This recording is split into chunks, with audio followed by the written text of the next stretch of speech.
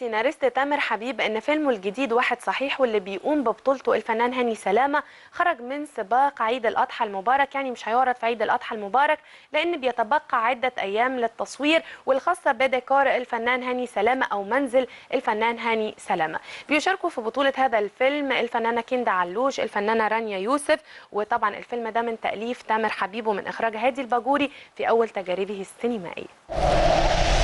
يتبقى للمخرج وائل إحسان مجموعة من المشاهد القليلة جدا وينتهي تماما من تصوير فيلمه ساعة ونصف، واللي بيتناول حادثة القطار الشهيرة اللي حدثت في العياط جنوب الجيزة ودارت في هذه المنطقة ان القطار كله اشتعل. وطبعا بيحكي قصة عدد كبير جدا من الشخصيات اللي بيشاركوا في الفيلم في اطار يوم واحد بس، يعني الفيلم كله بيدور في اطار يوم واحد بس. التأليف للمؤلف احمد عبد الله والاخراج لوائل إحسان، وبيشارك فيه عدد كبير جدا من الفنانين، منهم الفنان القدير صلاح عبد الله، فتحي عبد الوهاب، والفنان القدير احمد بدير، الفنانه كريمه مختار، والفنانه سوسن بدر، والفنانه هاله فاخر. والحقيقه بيصوروا دلوقتي في منطقه التبين اللي موجوده في حلوان.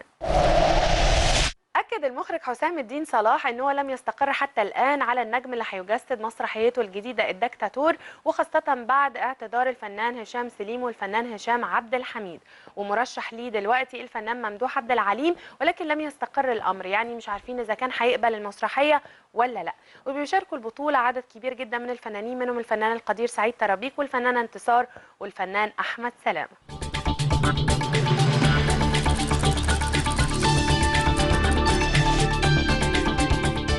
مشاهدينا وكده وقت حلقتنا يكون خلص مع حضراتكم، شرفنا كثيرا بلقائنا بيكم، نتمنى كمان نكون اسعدناكم. انتظرونا في حلقه جديده امام فلاش مع اخبار كتيره جدا وتقارير اكثر تجددا. باي باي.